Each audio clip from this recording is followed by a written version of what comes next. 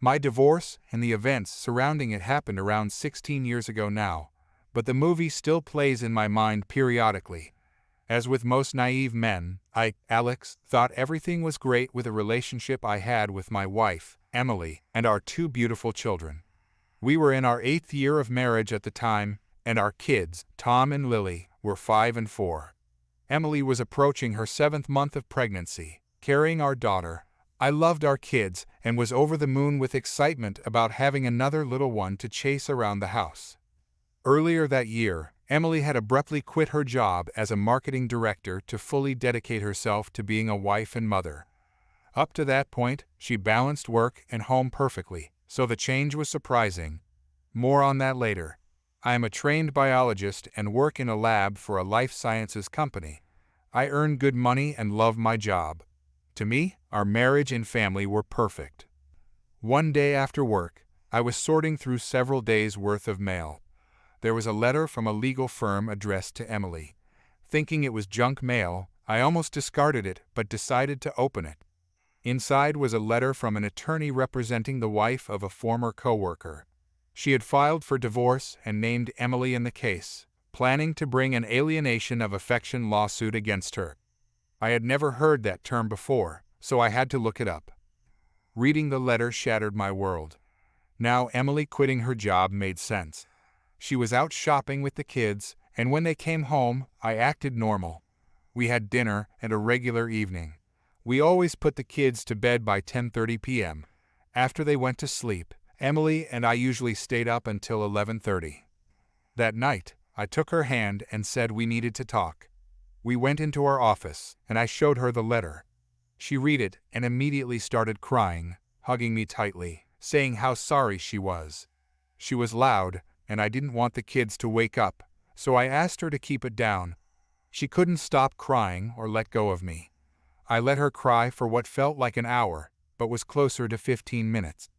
I then asked her to let go because I couldn't breathe, and she finally did. Emily then started talking, saying, "Alex, please forgive me. It was a one-time mistake. I'm so sorry for what I've done to you and the kids. I'll spend the rest of my life making it up to you." I asked her to explain what happened. She said on her last business trip, she and a coworker were stranded in Chicago overnight due to a snowstorm.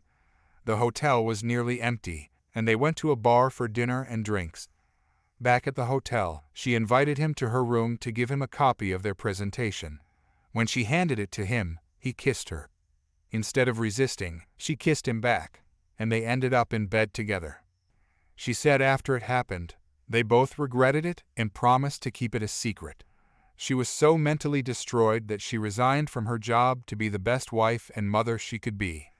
She begged me to give her a chance, saying our marriage had been fantastic before and after that one mistake. I then quickly realized the child she was carrying might not be mine. I told her I needed a paternity test. She fell to her knees, saying she was sure the baby was mine because she had only been with him once, had douched multiple times, and had been with me almost every night as we were trying for a third child. I told her the test must happen, and I wouldn't take responsibility for the child until I was sure. She agreed, saying she'd do anything to stay married. I told her we'd keep this from the kids, but needed to tell our parents. She begged me not to, but I insisted. The next day, we met with our parents, shuttling the kids between their houses.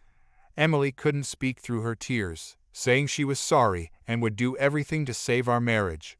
I told them what she did was treason to me and our kids, and I didn't know if I could stay married. I also said if the child wasn't mine, we'd divorce immediately. Emily called her ob-gyn with me beside her and asked for a prenatal paternity test. The doctor explained it was costly and not usually covered by insurance. She suggested a test after birth, but Emily insisted. The earliest appointment was Friday. Emily was a mess, and so was I. We still slept in the same bed. No intimacy though, but I did hold her to sleep every night, and she was glued to me from the moment I came home. On Wednesday, Emily had a call with her co-worker's wife's attorney, who requested a meeting. Emily didn't want to go, but I told her it wasn't my problem and to consult an attorney. She asked if she could use the attorney I met with and selected yesterday. and I told her she couldn't because the firm was representing me. She then asked if I would accompany her to meetings with potential attorneys and to a meeting with the plaintiff's attorneys, and I told her I definitely would not. She cried and retreated to the bedroom.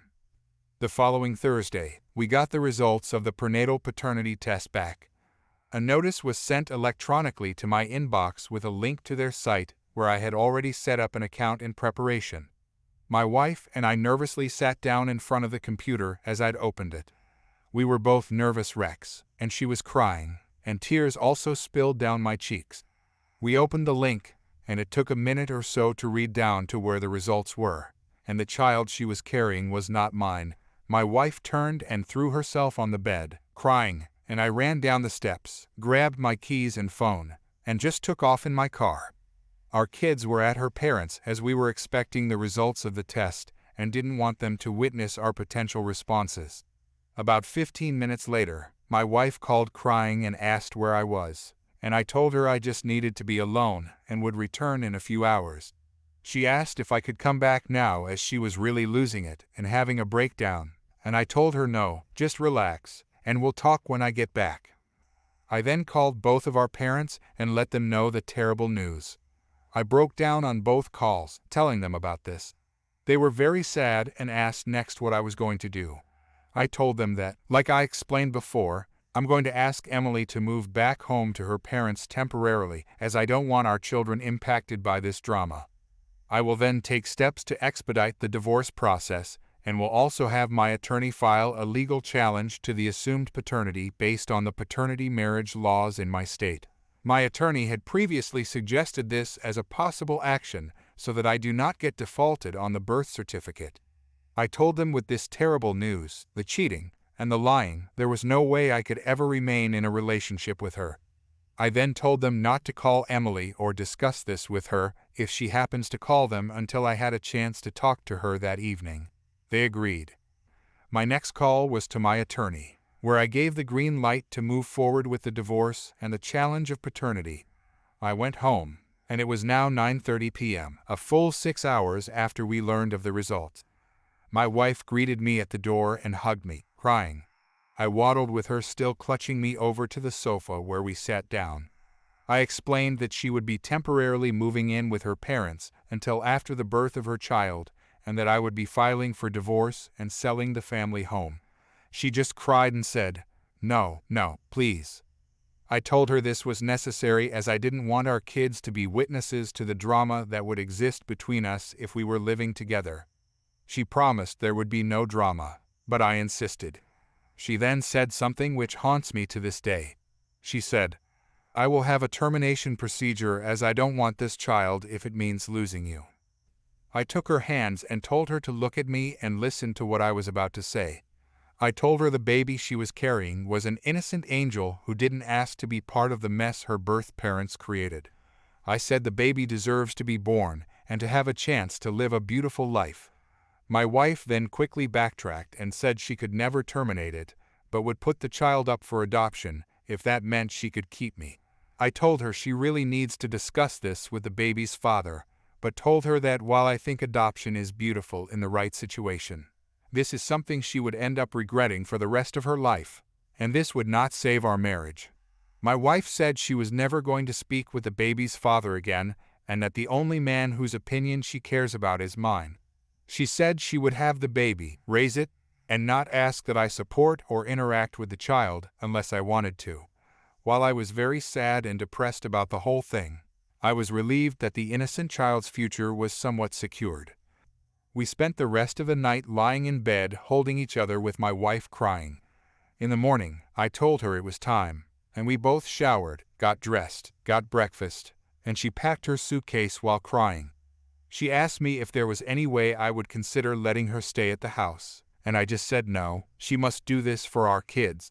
We had a final discussion where I explained to her that I would not be with her for the birth, nor would I have any role in the child's life from a parental standpoint, but would treat the child warmly when she was older as she would be a sister to my children. During the child's infant and toddler years, I would not be interacting with her as I thought this would be best emotionally for all of us. I dropped her off at her parents' and picked up my kids. I explained to them that Mommy will be staying with Grandma and Grandpa until she has the baby as she needs rest, but they will visit her often. They were fine with this. They kissed their mom and grandparents, and we went home. My wife called and messaged me daily, but I would only respond to messages pertaining to our kids. She fell into a deep, dark depression, and her parents were worried that she was going to lose the baby as she wasn't eating or getting the appropriate rest. They asked for my help. I decided to take her out for a walk in a park we both love and talk to her. I told her that I wanted her to take care of herself and the baby, and that I needed her to be strong for our children and for her new baby. She said she just can't do anything except think of me and how she ruined everything, and that she just wants to crawl into a dark closet and never come out. I told her that while she has destroyed our relationship and our marriage, she still is a great person whose kids need her to be strong and happy. I told her she should focus all of her energy on her health and the health of her new baby and be the best mother she can be. We've hugged it out for more than an hour, and she promised she would do this for me. The following day, she had a meeting with the attorneys who were representing her lover's wife. She met with them and had her mother and an attorney with her. She texted me and said that while the meeting was very difficult, she was glad it happened. She went on to say the plaintiff agreed to drop the alienation suit in exchange for a sworn affidavit of her admitting to the details of the affair and her pregnancy, which they didn't know about until the meeting. Needless to say, they were pleased to learn this.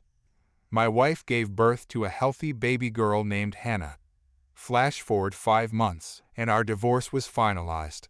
My wife didn't want anything, no alimony, no assets, nothing. She thought giving up everything would further demonstrate to me how much she loved me and that she might get me back. I insisted that we split our assets 50-50 and that she'd get alimony for the norm, but requested she give me primary custody of our kids.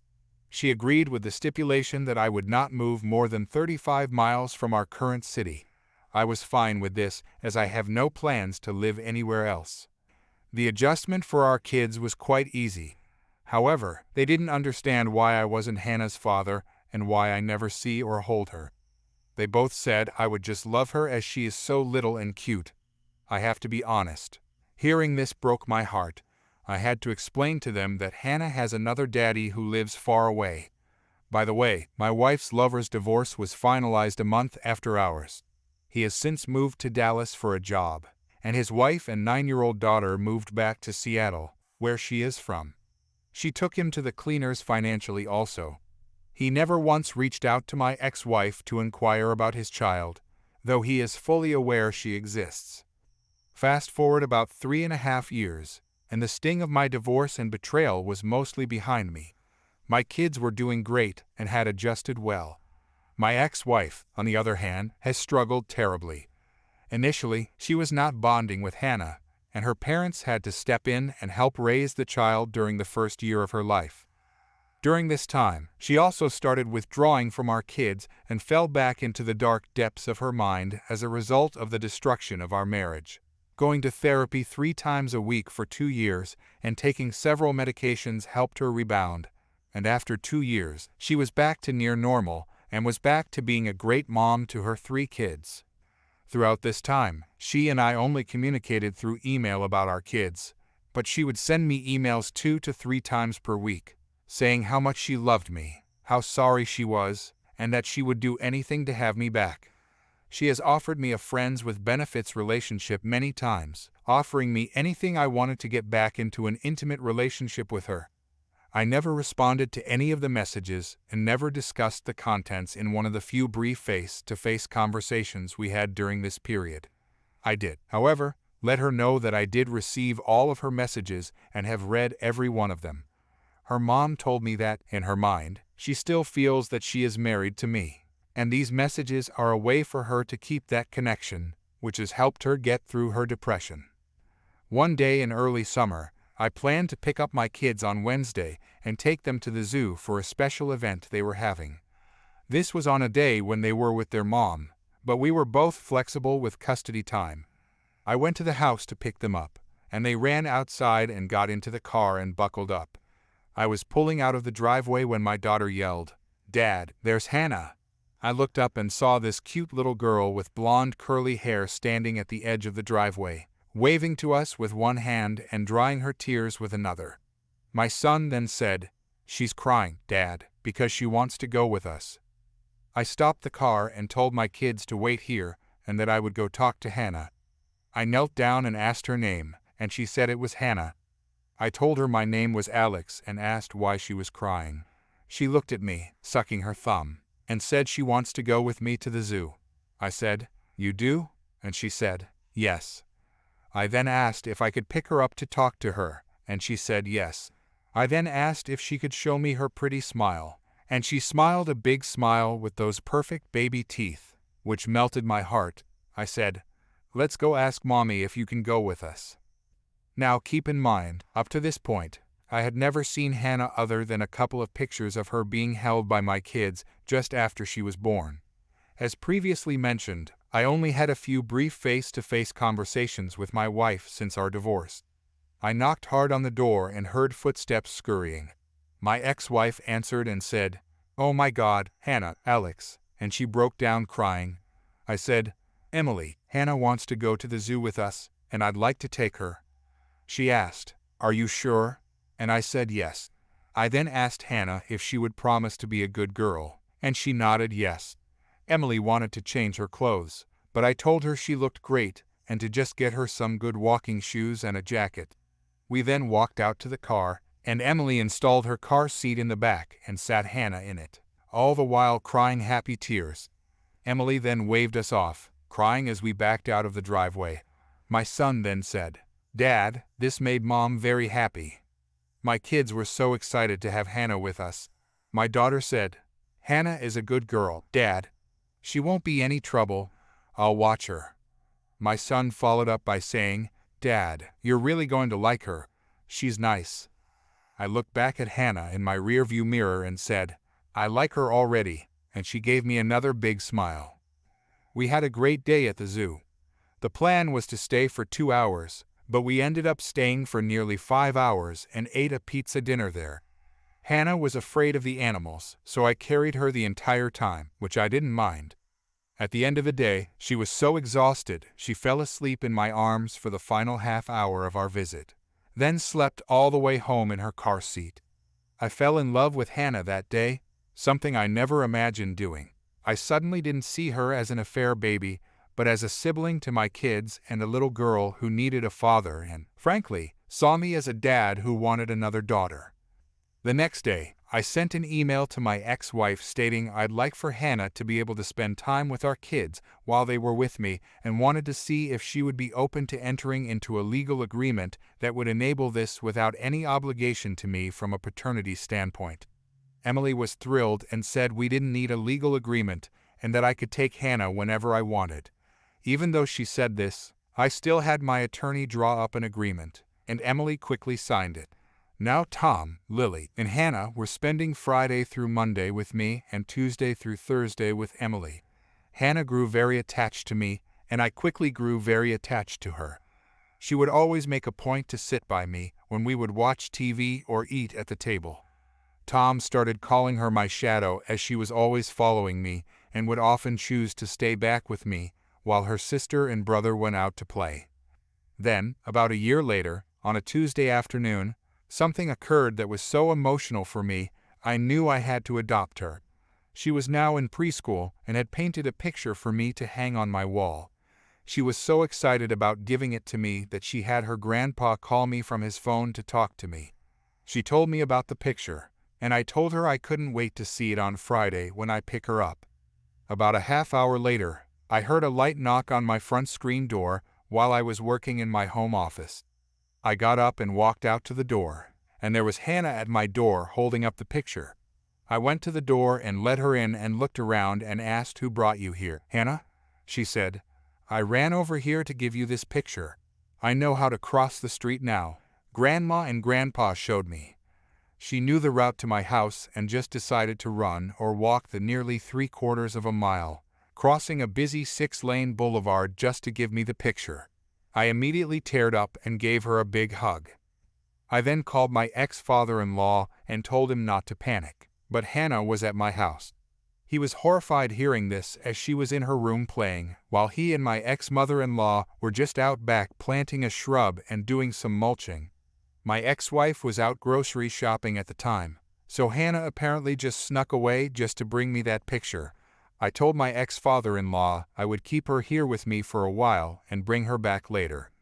I then took Hannah out to a frame shop and had the picture mounted and framed. She was so excited when I told her that when I get the picture back, I'll be hanging it on my dining room wall. Next, we stopped for some dinner at a favorite restaurant of hers that specializes in chicken fingers.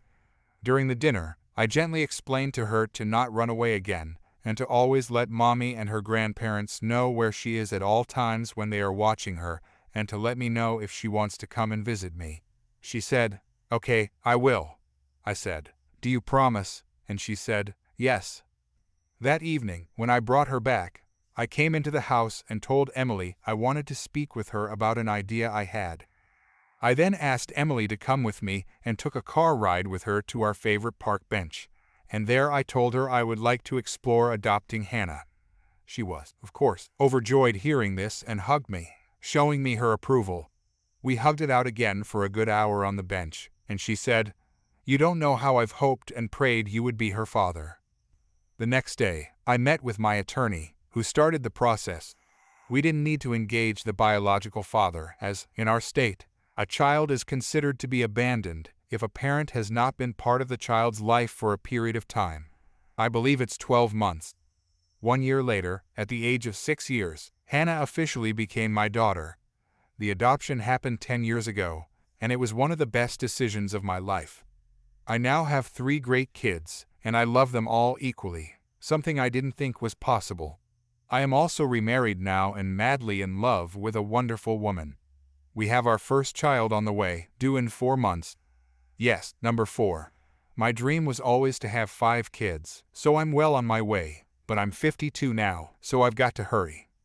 My ex-wife, Emily, and I maintain a very friendly relationship, even though our 2 oldest are well into their college years now, and little Hannah is now 16. Believe it or not, for years, Emily held out hope that I would one day come back to her, especially after I adopted Hannah, but that never happened. Lord knows I thought about it 1,000 times or more during this period, and was very close to doing so. However, while I'll always have a deep love for Emily, I could never get past what she did to me and my 3 kids. Emily is still single today and has not dated anyone since our divorce.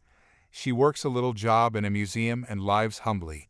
She tells everyone that she has no interest in ever remarrying, as she once had the best husband, and anyone else would never be able to measure up.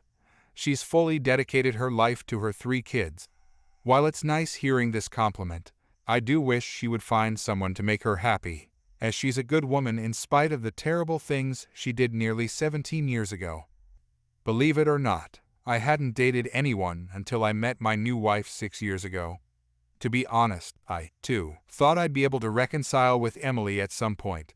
After things started getting serious with my then-girlfriend, I met with Emily to let her know. It was a very emotional conversation for both of us, but she understood and gave me her blessing.